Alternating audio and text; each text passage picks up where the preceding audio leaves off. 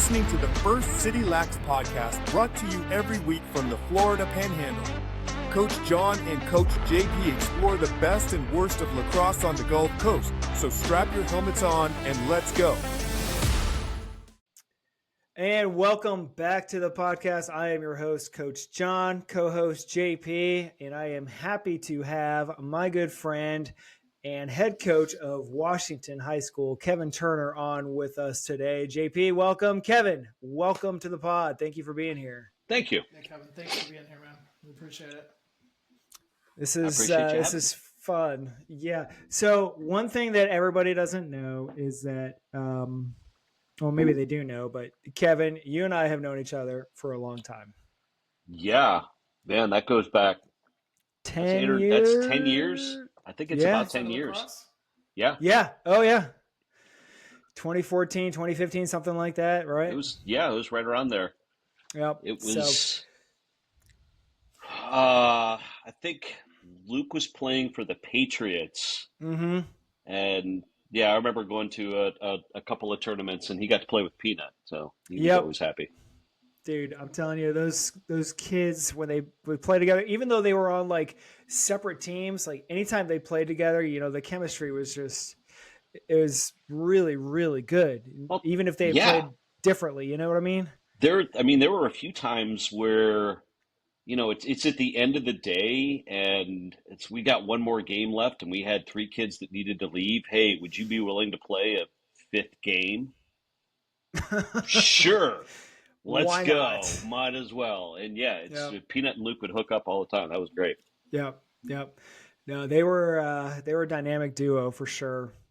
All right, Kevin, tell everybody a little bit about yourself. Sure. Tell them kind of where you're from, what you do right now, what your background is, and not just lacrosse, but any sports whatsoever, and kind of how you got into coaching, because I think that's going to be really important. I grew up in Columbus, Ohio, but I've been down here in Pensacola, Florida for like 25 years. So been here for a long time, raised my family here. Everything was great. I had a very short experience with lacrosse up in Ohio in college. And that was interesting. I was at the University of Toledo, and one of the line refs had to throw a flag, and he realized he didn't have a flag, so he threw his half-empty beer can up into the air, and I was like, this is the sport for me. Like, I got to get into this. It was a blast, quite honestly. I started coaching when I first started teaching. I think it was my first year teaching, which was 2001. Mm-hmm. The high school that I was teaching at Pine Forest, and they didn't. Their head soccer coach, their boys soccer coach, about to start the season in a week, and their head coach had a heart attack. Yeah. What? Yeah. He's like, I'm not going to coach, and they were like, do you want to do it? And I was like, the heck do I? Like, I don't know, like 26 years old, something like that. I was like, I guess. Okay. And I was terrible. Did you have any experience with soccer at this point? Yeah, I grew up playing soccer. Oh, okay. And I played in elementary, middle school, high school. Played for a really, really good team. I was nowhere near good enough to be on that team in high school. I think we went to states 3 times in 4 years, and had no business whatsoever being a goalkeeper next to some All-Americans. It was like, this just ain't going to happen. But yeah, so I had some experience playing it. I had no experience coaching it whatsoever, and learned very quickly. I was too young and just didn't know what I was doing. I was trying to coach it like I was a player. And you know, there's a big difference. Oh yeah. So yeah, I'm let's see, that kind of, like, I coached high school soccer for a few years, and then stopped when my kids were really young, and then they both started playing soccer. Luke was probably 6. So, oh gosh, 2000. Oh God, I don't even. He was younger than that. I was Public probably math. 2000. I can't. I don't know how. He was really really little, and I would sit on the sidelines and I'd put headphones in and just sit there and just get like I Hmm. don't like being here and listening to the parents and all of that. Like this sucks. And fortunately, he had just a really cool coach who actually came over to me in the middle of one game, like at halftime. He's like, why don't you come over to the other side?" I was like, "Thank you so much." And he's been one of my best friends ever since. Awesome. Um, yeah. And then soccer gave way to lacrosse with both of my kids just for Hmm. some time. They just kind of picked that up and were like, okay, this is what we're going to do. And at that point, it's like this is one of the best ways that I have to spend time with my kids Yeah. is to coach. And so it's like, all right, we'll do that. And he wound up. Luke bounced through a couple of teams. The team that he started with didn't work out so well. Hmm. There are just conflicts with some other coaches, um, and that's okay. And we wound up with another team around here, and the people that were there. We got along really well, and I really liked kind of coaching with them. Hmm. That worked really cool. I had no intention of coaching in high school. None whatsoever. I absolutely didn't want to coach because, I mean, you guys coach your kids and you know that I always felt it put them at a big disadvantage to have dad as a coach. Yeah. Wow. Um, there's more that they have to prove. And I never really wanted that to be the case because, Hmm. like I wanted high school to be separate. You don't have to listen to me now. I can sit on the sideline. And Booker T. Washington went through several head coaches in just a couple of years. They did. Yeah. There was some bad things that happened at the last game of the season quite a few years ago. Benches cleared, and so did the whole coaching staff. Yep. And the whole I think my oldest son Joey was a freshman at the time Hmm. and was one of the few guys. Actually, none of the freshmen that were on that team left the bench because they were all too terrified. They were like, these are really big people. I don't want to go out there.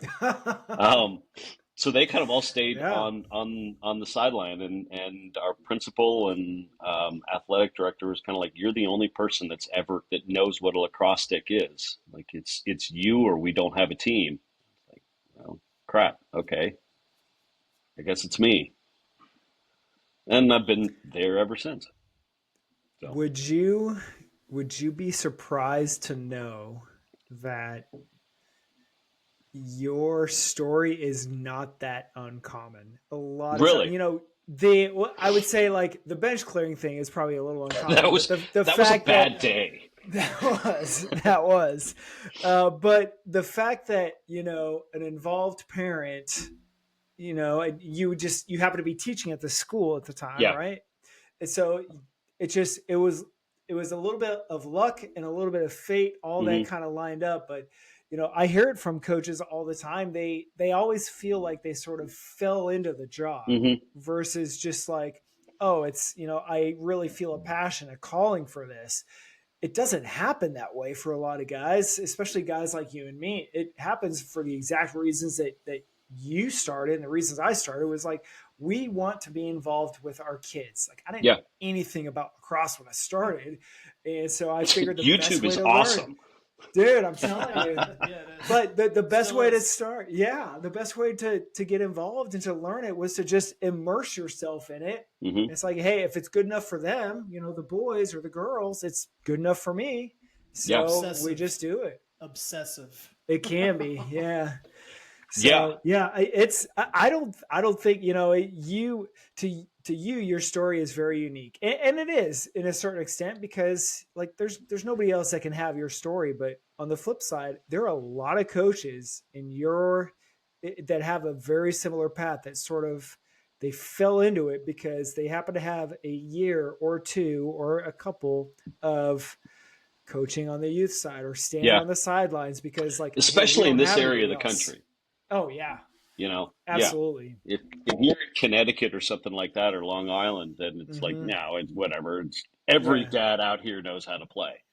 Yeah, that's true. But Yeah. here, like half the people can't spell lacrosse. You know No. what I mean? Like, all right, let's get into it. I'm going to hit you with a couple of rapid fires. You ready? Go ahead. All right. What book are you reading right now? What's your favorite? I couldn't give you a favorite. Good Lord. Okay. What book are you reading right now? I just finished Revenge of the Tipping Point by Malcolm Gladwell. Okay. Love Malcolm Gladwell. Yeah. And started reading a book that I haven't read it in 30 years. It's called Maiden Voyage. It's by Tanya Abe. And it's a girl, when she turned 18, her dad said, I'll send you to college or I'll buy you a boat. And she was like, oh, okay. No, there's a catch. You have to sail it alone around the world. And she took the boat. Wow. And yeah. I mean, and it's like, okay, so yeah, 18-year-old girl sails around the world, and it's a cool book, and I've enjoyed picking it back up. Awesome. What about your favorite podcast? You got a favorite podcast or show or YouTube channel that we should be following or that our guests should be following? Revisionist History, also by Malcolm Gladwell. I love that one. One of my favorites. Yeah. Yep. So awesome. You got a favorite player, pro, college? You got a favorite coach, other than your boys, obviously? I love Ryder Garnsey. And I don't love him. I don't love him for. I mean, he's an arrogant turd. I'm gonna get him on the pod, and I'm gonna get him to answer. But he is, and but like I that's one of the things that I really love about him. I didn't know anything about him. I didn't really pay attention to him that much when he was at Notre Dame, but Luke did. Yeah. When he was a sophomore, he was like, this guy's going to be awesome. And every year it was, this guy is awesome. And we went to some PLL games. The first year the PLL was out, and Kyle Harrison was down on the field. We were like right there. And Luke goes, hey, where's Ryder? And he's like, Kyle Harrison, dude. Like, okay, I'll go get the young kid. And he comes out, and Ryder comes out like, wait, somebody wants to talk to me? Like, really? And we like they talked, and they got some pictures and stuff with them. And that poor kid. It was later that year. He was selling some of his Notre Dame stuff as for a charity. He was selling some of his gloves, and Joey wanted to buy Luke his gloves, his game gloves from Notre Dame, and he sent him something. He's like, hey, my brother just got all A's. I want to get him for this. He would love it. And Ryder was like, cool, you win, and then he forgot. And he forgot all about it. And like Joey texts him or sends him something on Instagram or something like that. It was like, I don't know, 2 or 3 weeks later, and Ryder's like, oh, dude, I'm so sorry about that. Hang on, let me text my mom. They're at my mom's house. I have her send them to you. I was like, you're such a friggin' little kid. Like, they okay. are, though. I mean, it was like they're 22, men 23, trapped in boys' bodies just playing a boys' game. Like, I gotta ask my mom. I Hold love on. So yeah, he writes in this note, sends him these gloves, and then sends him a couple of heads. Oh, cool. And that's still the type of head that Luke insists on using to this day. We have to go and buy them like old on eBay because they discontinued them years ago. What head is it? It's an Under Armour. I have no friggin' clue. Command or something. Yeah, it's a Command 2. That's what it is. It's a Command 2. And that's the only thing. Luke's like, this is good enough for Ryder, then it's good enough for me. And so it's like, okay. Shout out to Under Armour for producing a classic head that's used year over year. Yeah. Awesome. Okay. Everywhere, too. You got you got a favorite coach you follow or that you try to pattern or style after? No, not really. Not pro coaches. People that I know. Mm-hmm. We were talking about one of the soccer coach that I coached with for years, Terry Dixon. Mm-hmm. And he's from here, and it's um, I've found that there's very few coaches that I actually get along with well enough to coach with. Most of them I like to be around, and then I start coaching. It's like, oh God, it's like you just drive me nuts. Um, Mm-hmm. but Terry's one of them. Mark Hollis from the Mm-hmm. Knights, like he and I Yeah. we get along really really well. Yeah. So Yeah. He's been around for a while. He produces. yeah, man. He produced a solid player. Like So that's that's awesome. yeah, Okay. just some local guys. Um, so you're the head coach at Washington High School Yep, or Booker T Booker Washington High T. School. Yep, Booker T in Pensacola, Florida. Are you following any other teams besides your own? Um, I'm not real clannish when it comes to team. The only team that I really say is mine Mm-hmm. is the Columbus Crew, old like soccer team. Oh, okay. There's a few NHL teams that I'll follow. Unfortunately, since I grew up in Columbus, Ohio, I've got to root for the Buckeyes. Mm-hmm. This is a bad week to be a Buckeye fan. I don't want to get into that. I don't even want to Well, talk about that. when Uh, this, but by the time this episode is posted, it'll be maybe they'll have a chance to redeem themselves. We'll see. no, that's not going to happen until next year. Doesn't matter from here. Other than Yeah. that, no. There's teams that I like, but Mm-hmm. there's not anybody that I'm like strictly devoted to. It's just kind of like, Mm-hmm. oh, cool, okay, the Eagles are playing. Fair. Yeah. I like watching good competitive sports. Yeah, I don't really have I personally have a favorite. Like, I follow baseball a lot, so like the Seattle Mariners are my team. They've always been my team. They'll always be my team. It doesn't matter how many times they lose, how many times they fail to make the playoffs. Like, I'm still going to be so frustrated when they don't, but they're still my team. You know yeah. what I mean? So, but okay, cool. Well, JP, what do you got for him? I know you have some burning questions for Coach Kevin here. Oh yeah, man. I mean, I don't know where to start really. Um, being a local coach, so as far as recruitment goes, to like even new players and you have older players, what is your recruitment style like? What are you going to say to a newer player that first steps foot on the field, and parents too? It depends on the age. For freshmen, sophomores, and juniors, you're welcome to come out. I want you there. Please come. And if we have any extra equipment and stuff like that, like I'll load you up until you can kind of get your own. Um, Come on out, try it. Everybody's welcome. Every year I have brand new lacrosse players. They're freshmen, sophomores, and juniors, um, which makes building a team sometimes difficult. Where at least half of the team has played for less than 2 years. But I mean, everybody's welcome. Seniors, I won't take first year seniors, and that's mostly just an economics thing. I mean, you're talking, $600 worth of gear, another $400 worth of team fees and stuff. It's like you're gonna drop $1,000 to be in a sport for 3.5 months. It's like Mm-hmm. I'd love to have you out there, and if you're willing to drop $1,000 on something like that, okay. But I mean, you guys know this. It takes a season to kind of catch up, Yeah. to get to the Oh point where yeah. everybody's at least a season. And unless you're just like an amazing athlete and you're going to pick things up, and I've had a couple of those, um,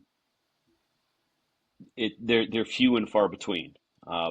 I've had a couple of juniors that showed up, and it's like, you sure you want to do this? It's expensive. And they say, yeah, I would do.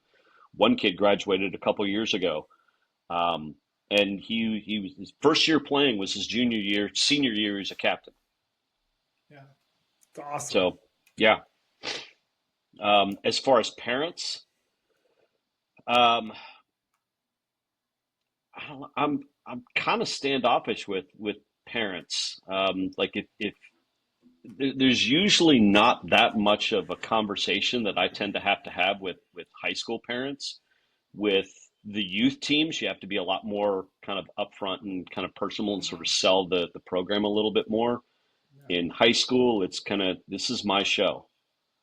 Um, and if you have something that you want to ask me, by all means, come and come and talk to me.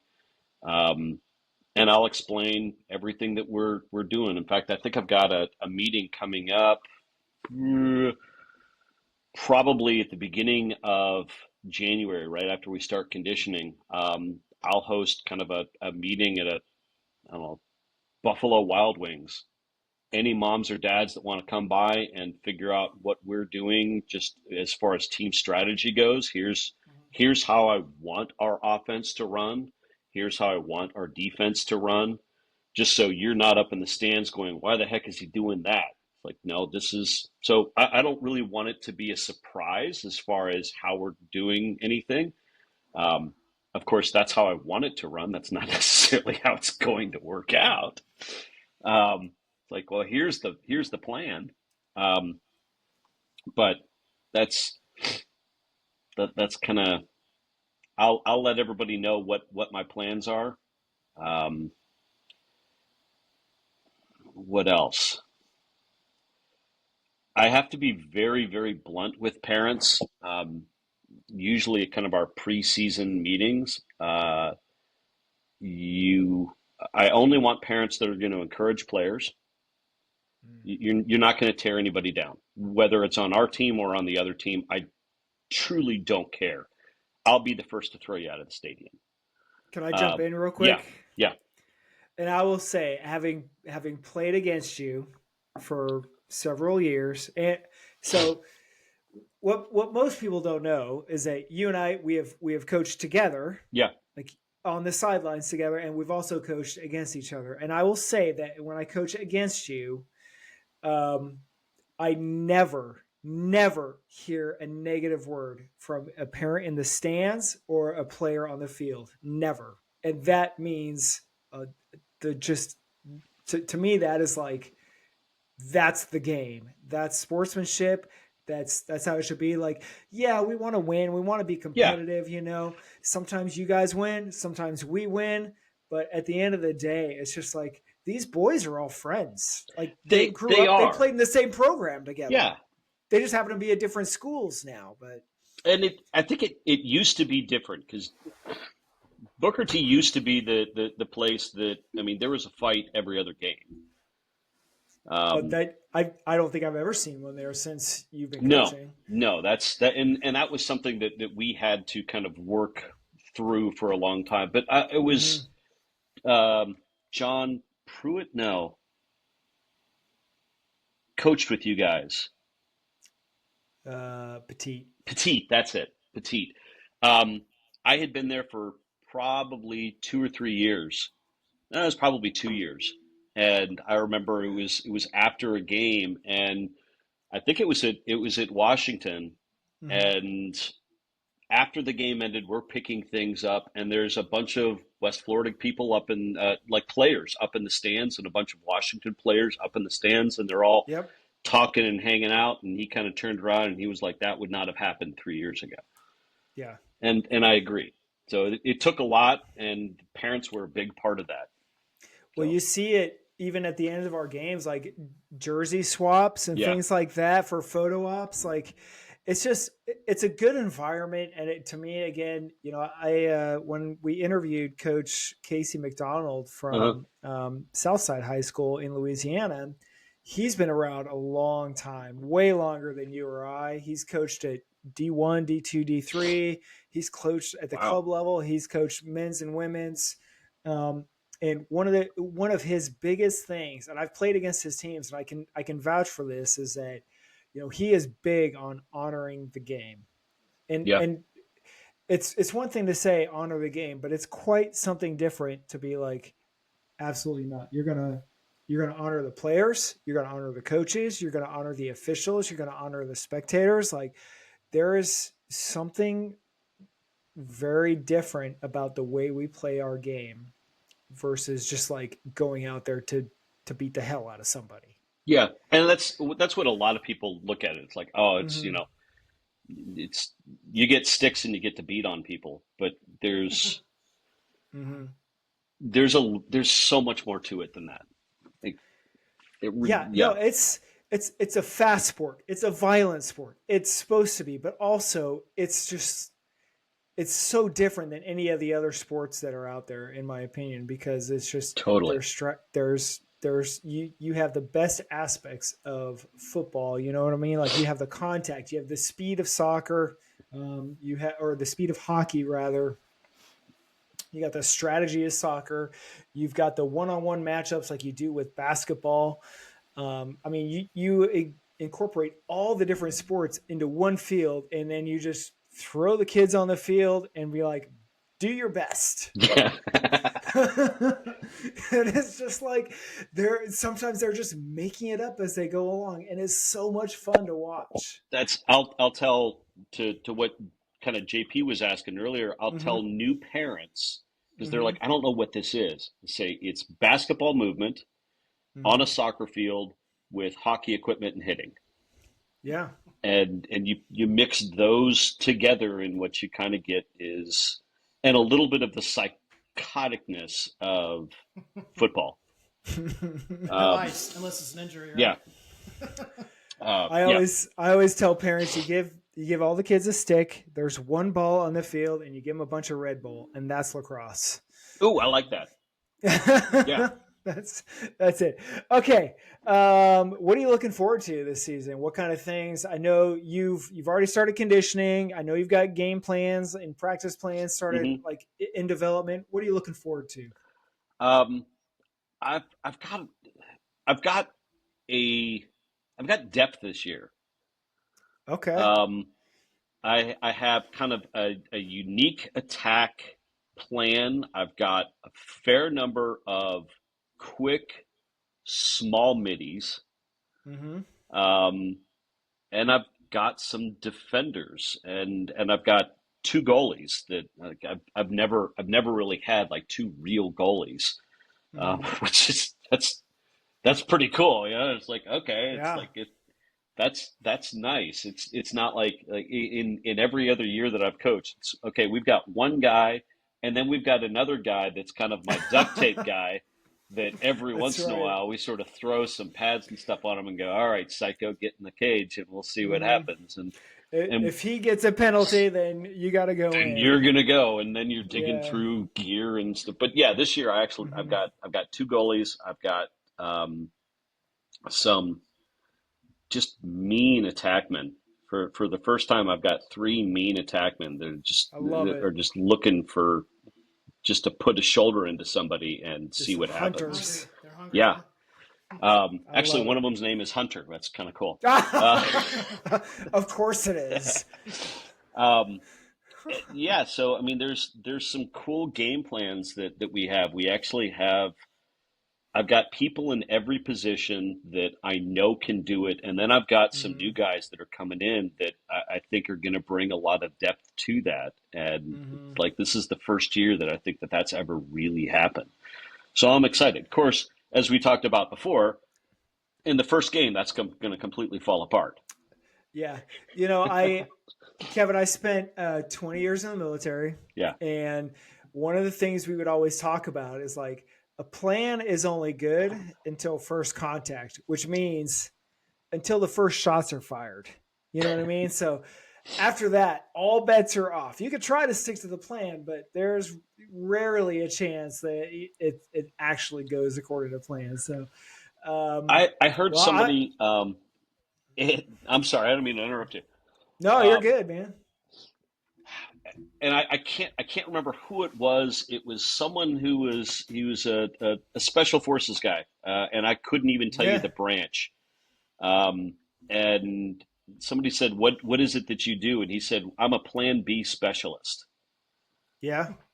And yeah, and I've stolen that for teaching. I've been like, oh, that's like that was literally my whole day today was, well, Hmm. plan A didn't work. And Yeah. I think that's a lot of coaching, is Hmm. being flexible enough. This is what we want to do. Okay, that's not working. What do you guys think? Let's try Hmm. this. Yeah. And Yeah, so I'll tell you on that note. I'll tell you, and this is something I actually teach our high schoolers as well, and it's a lesson that if you want me to come in and teach your high schoolers, or if you want to steal it from me and teach it to your players as well, I think it's a good lesson. And what I tell them is that you know, so 20 years in the military, 10 years of that was special operations, and so in special operations, everyone's like, oh my God, it's like, it's special, it's different, and you do all the cool stuff. It's like, well, yes, but our job in that career field is to get the fundamentals right when everything else goes wrong. You know what I yeah, mean? So, yeah, and this is the lesson that I teach to the lacrosse players. Just like, if you can do the fundamentals right when everything else is going wrong, you're going to come out on top, because that's yeah, because you really can all fall it back is. on it. And that lesson was taught to me by a guy at Delta, like one of the Yeah. top tier units in the world. And that guy's like, just get the fundamentals right, just do the basics, do them right, and you'll be okay. And the key is like, get the basics right when everything else is going wrong. Oh, the score is bad. It's like, oh, it's 12-1. Okay, how much time is left? Well, Hmm. we got 2 quarters left. Okay, so you got to score 12 goals basically to win in 2 quarters. So that's 6 goals a quarter. Okay, that's totally doable. That's not a problem. You just have to play lockdown defense. Yeah. And so, And okay, even so when man, everything goes totally wrong, we've been yeah. down, 18 to 2 against you guys, and it's like, Mm-hmm. we've got 2 minutes left, guys. I don't know what to tell you, but you're going to play and you're going to do Yeah. your absolute best, and that's what's You have to going to happen. finish. Yeah. Yeah. If nothing else, you give the opponent something to remember you by, Yeah. Mm-hmm. And right? honor the You game, like you said earlier. honor the game. You're going to go down fighting, like not actual fighting, but like you're going to go down playing your Yeah, we don't best. want to do that anymore. Yeah, no. But you're gonna play your best, and you're gonna finish the game, shake hands, and you're gonna take your lessons that you learned and apply it to the next game. I Hmm. mean, that's what I tell them all the time is like, dudes, this is life. This isn't just lacrosse. Like, what you guys are learning right now is a game, but what you can apply it to is everything. Mm-hmm. Hmm. Absolutely. Oh, So okay. Kevin, like, how do you think this world lacrosse, since you started coaching, not even lacrosse, but like soccer, how do you think you've evolved as a coach, carrying on to a father and as well as a teacher? Um, I'm much more patient. And I'm not, I think when I first started coaching, I would get very angry when things wouldn't Yeah. work right. And it's not to say that that does not happen, but I don't tend to. It's not that I'm quiet on the sideline, because my wife says that she could very clearly hear me in the stands. Um, but I mean, I I'm can not. hear you when I coach against you. Yeah, it's like, it's okay. But I'm only I'm 20 loud, feet away, so but there's that. I'm not gonna get angry about it, or at least I'm gonna try not to get angry about it anymore. I'm much more open to, okay, I've done everything I can before this. My job is to help get you guys through this game, and we have several strategies that we're going to try to use. And yeah, I'm a plan B, C, and D specialist. So yeah, if it doesn't go right, I'm totally open to changing that. We're going to try to do everything that we can to make this work. And if it's clear it's not working, okay, let's try something. Let's try something new. Um, but I'm not going to get angry at the boys for not carrying out what the plan was. Um, it's okay. We tried. One thing I think that comes up a lot and sort of is one of my coaching mantras is be better today than you were yesterday. And that's it. It's okay. If we lose 18-3, next time let's make it 17-4. And it's not even that. It will go into games, and I'll set up goals for the different regions. Like attack, I want you to be able to move like this today, to be able to dodge from these areas, and to be able to find guys and make those passes. Midfield, I want you to be able to feed in here and do that, be able to sub out quickly when we're in transition so we can get our D middies and stuff on. Defense, I want you to try to lock down in this area and press inside out and kind of defend like this. And then if we do wind up going down, 18-3 or something like that, but we did all of those, I think we won. We did what I wanted to accomplish, regardless of what the score is. I mean, we go up against some teams that are simply better than we are. So I think that there's different ways of looking at a win. Well, and there's also different ways of assessing the plan, right? Understanding like, hey, boys, you executed the plan. The plan failed. Yeah. You guys succeeded. Like the plan is me. I'm the coach. You guys execute the game plan and it fails, that is 100% on the coach, not on you guys. You guys executed the way you were supposed to, the way you've been coached. I owe you guys. Like that's on me. It's like I'm not doing any running. I'm not getting hit. Yeah. I'm on the sideline. Oh, and we say that all the time. I mean, you've said it. I've heard you say it. I've said it as well. It's like, guys, I'm not out there with you. I can't make that game time decision.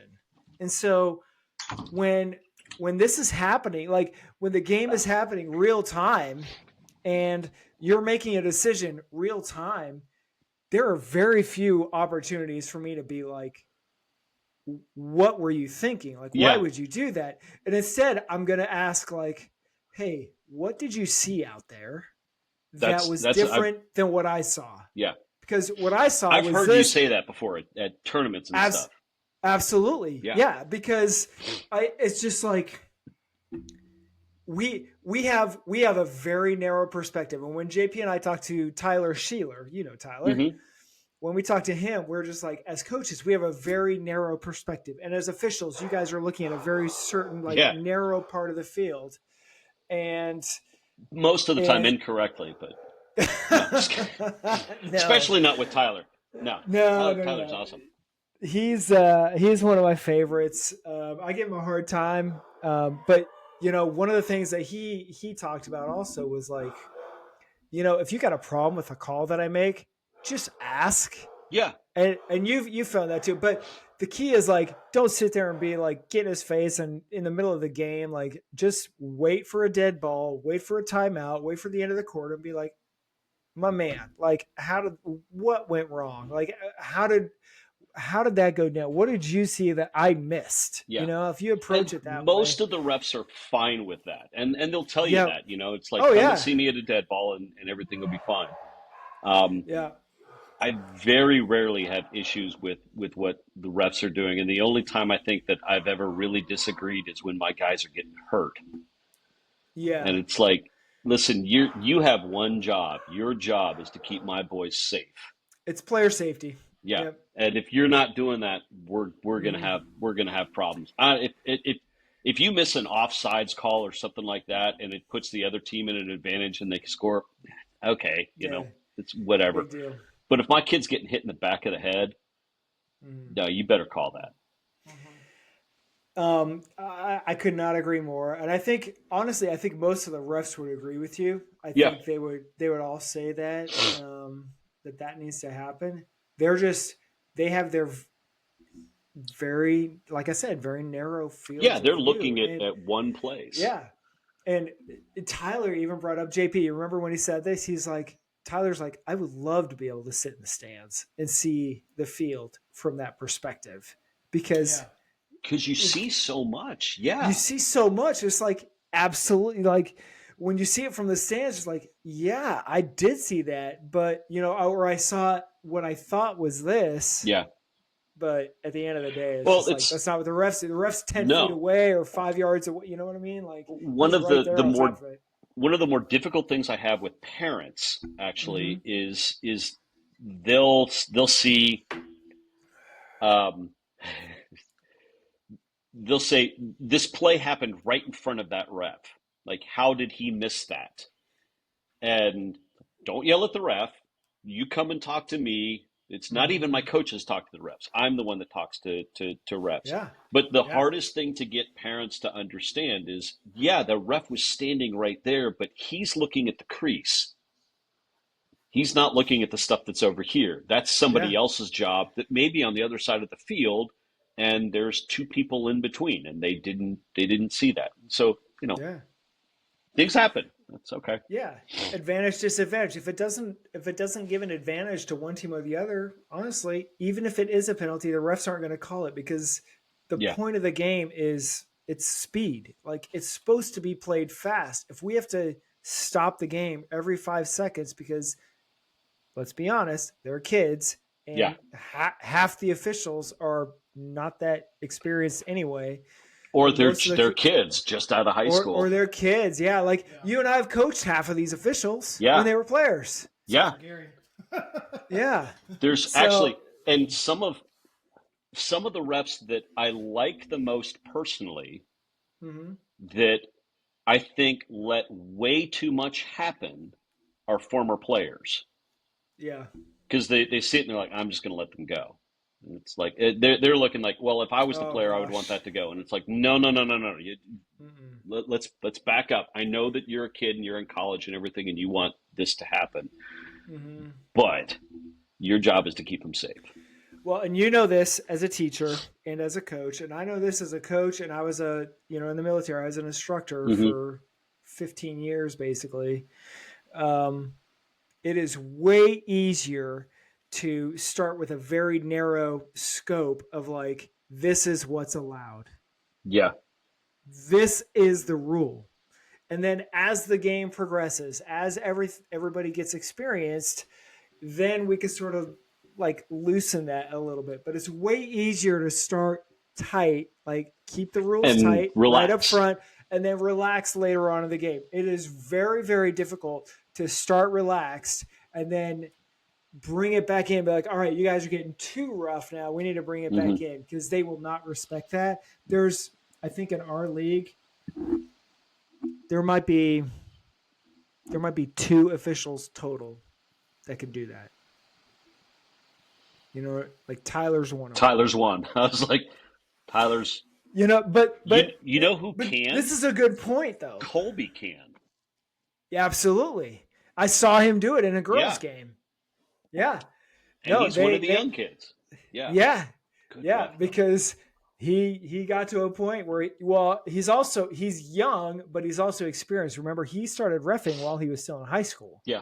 That's true. Yeah. And so he got that experience early on, and this is a shout out to Colby and Brandon and all those other guys who started reffing in high school. Like, listen, props to you guys. You guys sat there and endured it, and you really learned a different side of the game. Like, the officials are the third team on the field, and you guys were part of it, and that speaks volumes to their character and for all the things that they did. Totally. And that shapes them like as officials that they are now. That's great. Oh man, JP, what else you got? We are running way over because Kevin is so much fun to talk to. What else? Like I said, it's either this or YouTube. Well, Man, we can keep doing one this. last question, real quick. It's like, how do you see, one of the main reasons behind this podcast is we're trying to evolve and grow the sport of lacrosse in Northwest Florida. So where do you see the sport going from here? Or where do you hope to see it go? Oh, man. There's still a few local high schools that don't have it. And I would love to see Mm-hmm. that. I Yeah. would love to see a boys team at Tate. I'd love to see Pace. I don't know why Pace High School doesn't have a team. They're a huge school. Choctaw is another one. I would love to Mm-hmm. see more youth programs Hmm. around here. That for some reason in Pensacola, um, we're not getting the players that we did a few years ago. Yeah. And places that are east and west of us have tons of players that are coming in.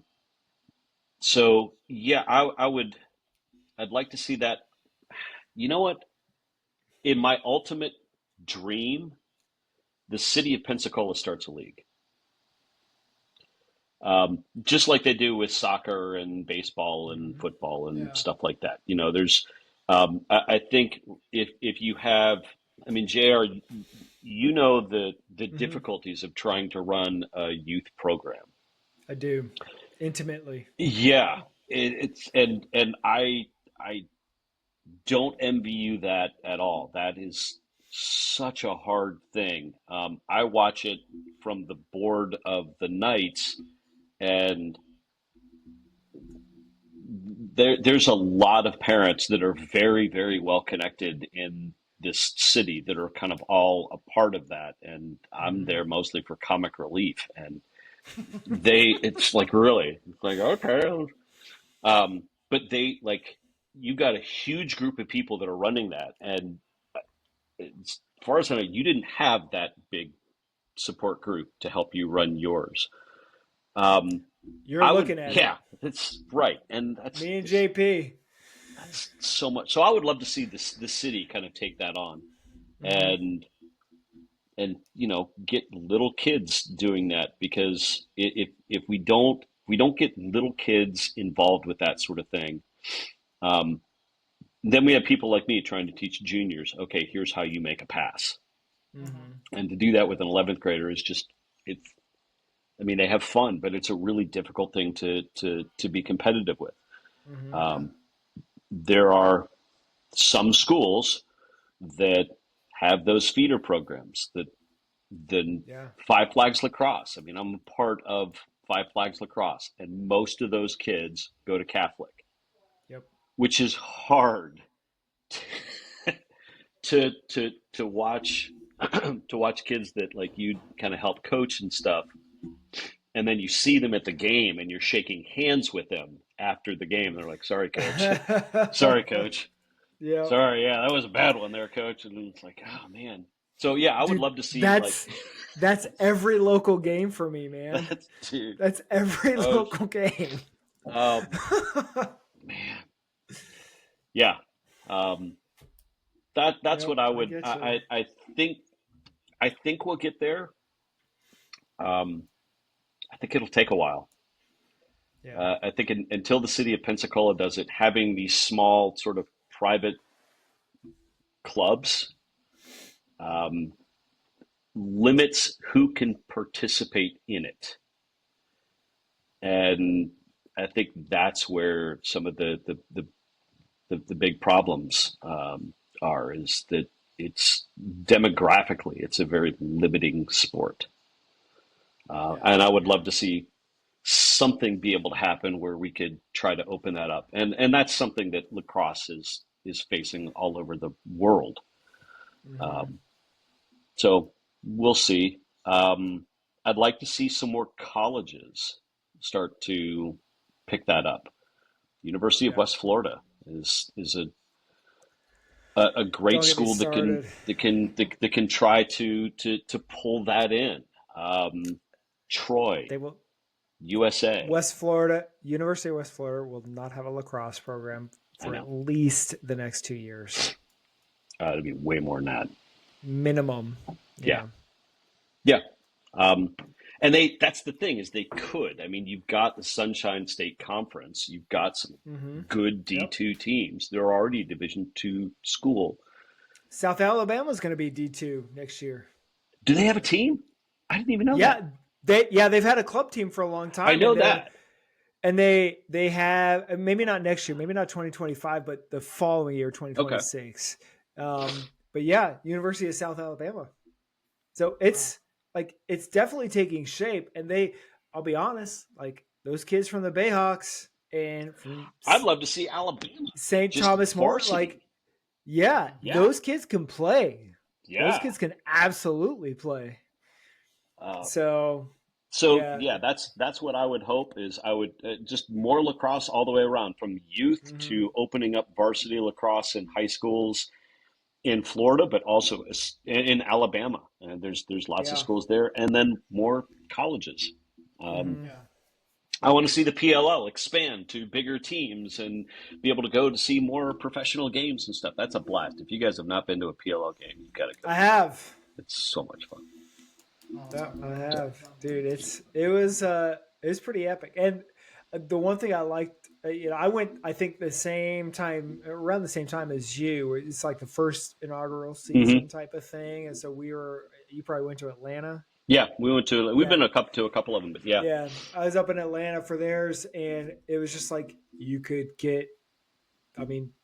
almost get on the field with the yeah. players, and you That were right there, and you were just like, and and then they're so accessible. they're so accessible, and you could hear the officials like talking to each other on Yeah, the field, and they were just like, they were super they cool about everything, and it was so much fun, at such a at good the atmosphere. the Atlanta games. Mm-hmm. The our boys, there was a couple of families had gone up. It was in between a couple of games, and they were just playing wall ball against some wall in the stadium. Yeah, It happened to yeah. be the locker room that the chaos was in. And they came out. Here comes Blaze Reardon, kind of walking out with a couple of other players, and they're like, I "Hold love on a it. second. How many can you get on the wall? Let me time you." And he's like, "Hey, no, I'm going to Instagram this." Okay, go. And they just like sat there like BS with them. Um, That's cool. it's like that was so Yep. cool. At the end of the Redwoods game, Mm-hmm. it's all the kids just go down there and people are signing stuff. Gunnar Waltz, one of the goalies, Mm-hmm. looked at my son Joe and he goes, "Oh, you're a goalie? Hang on a second." And he turns around and he picks up. I don't have it. I thought it was on the wall by. He picks up Mm-hmm. his stick and he goes, "Here." That's what he used in the game. Yeah. So yeah, I want to see more lacrosse everywhere. I It's a got to humble tell you sport, something though. too. You know. So when the first year my boys were playing, we took them to I want to say it was like Florida State Ole Miss club game Hmm. in like Tallahassee or whatever. Right. And we went to the game, and then after the game we went on the field and we found some of the players, and we ended up talking to some of the parents in the stands, and it was just very much like you and me. Like, they were just normal people. It's like, oh, I'm just here to see my son play. But for the boys, they're looking at like, wow, these are college Yeah. players. And then And they're next thing you huge, know, and they're like, and they're "Oh, huge, and they're on the field, and then next thing you know, it's just like the parents are like, hey, I'm going down to see my son. You want to get a picture? Yeah, absolutely. So we're going down, we're on the field, we're getting pictures with these players, and they're talking to them like they've known them for yeah." years. And that memory And sticks with lacrosse them, players they're so cool and like they're that. so friendly. And then now I look at my sons, and they're playing in college, and they do the exact Yeah. same thing. And They're that's And humble. it's just those players are humble. That's the thing about the sport. That it's a Yeah. humbling sport. You know. yeah, Yeah. it is. They remember being kids, Yep. and I hope that it seems that keeps happening because I've heard these same stories from guys. I've heard Kyle Harrison talk about stuff like that, and Mm-hmm. Paul Rabel. Oh, when I was a kid, this happened, and Mm-hmm. this seems to be a sport where that hasn't stopped. Mm-hmm. There's not there's it's getting bigger, but there doesn't seem to be that distance that you have with a lot of the other pro sports. What the three of us know, and what most of the coaches out here know, and most of the players that we have coached that have gone on to play in high school, what they know is that the distance between a youth player and a college player It's is a few not months. that far apart. It's really not that far apart. And what the youth players don't realize that, but the college players do. Yeah, And they they remember know. It's that. like they look back and they're like, dude, I was you. Yeah. And it's just like when you have that life-changing experience, once you have that light bulb moment, like you realize like the world is at my fingertips. Mm-hmm. Like I could do anything I want. So, all right, Kevin, we are just cruising along here. We have talked way too long. I have taken up twice as much time as I told you I was going to. It's all good, man. I appreciate it. I do want to ask you two more quick questions Yes. that I think are really important. And this is something I try to ask all of our guests that we have on here. So the first one is, if you could go back in time and tell your first year coaching self one thing, what would it be? And then I have a follow-up question Okay. after that. It would be relax. And a phrase that I heard after I started coaching that I still use to this day, and that's, I don't mind getting beat, I hate losing. Getting beat is, I'm going up against a better team. And I don't mind if the other team earns it. Even if we're not going up against a better team, if they play better and they earn that win, I don't mind that at all. I don't like if we're the better team and we lost. So yeah, that's what I would tell myself. Remember that, and you'll be okay. Sage advice from an experienced coach. Folks, I hope you're listening. All right, last question.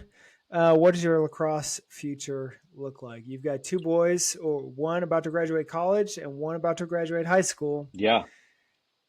You're I don't on the know. ropes, my friend. I truly don't know. There's a lot I don't know. I would love to say that I'll be at Booker T coaching for the next 10 years until I retire, but I don't know. Part of me really misses U12s. Like they're young enough that you can teach them something, and old enough you can teach them some strategy, and I like that. The part of high school I hate is the administrative stuff. Oh gosh. And, I don't like having to deal with buses and lining fields and all of that. So I don't know. I think I still have a few more years left in me. Well, I'll be looking forward to seeing you on the field for a few more appreciate it. years. Yeah, man. JP, you got anything else for Coach Kevin? Man, that's pretty much it. I think we all talked everybody's ears off tonight. Dude, this has been That's what editing is for. awesome. No, here's the thing: is we don't edit anything. Okay. I'm not smart enough to do that. I'm a dumb jock. Like, there's a start and a finish. I'm just gonna put the whole thing on, and we're gonna call it good. And I'm gonna let AI do the rest as far as like finding the good parts. Okay, so if people want to track you down or they want to find you or get in contact with you, how do they do it? Instagram, Turner UWF, and I'll answer anything there, or send me an email at Booker T. Washington High School. Perfect. Awesome. Thank you for being here, Kevin. I look forward to seeing whatever team you put on the field. I'm excited for the competition. I hope we win, but regardless, I look forward to a great game or great games, however many we end up playing together. And I wish you the absolute best during your season. And if there's anything I can ever do for you, please let me or let JP know. We're happy to help in any way. Thank you. I appreciate it. JP? Yeah, I know, right? Good times, man. Thank you, JP. Right. Thank you, JR. I appreciate it. Yep, absolutely. Happy to be in your circle, my friend. All right. We'll see y'all later. All right. You can find us, of course, you could find us on Facebook, First City Lax, Instagram, First City Lax, YouTube, First City Lax, and you can track us down at John or JP at firstcitylax.com. We will see you next time. Honor the game. Be a good human. If you like what you hear, drop us a like and follow wherever you downloaded this podcast from, and on Facebook, Instagram, and YouTube at First City Lacrosse. Check back every week for more content. Thank you for being a part of the First City Lacrosse podcast.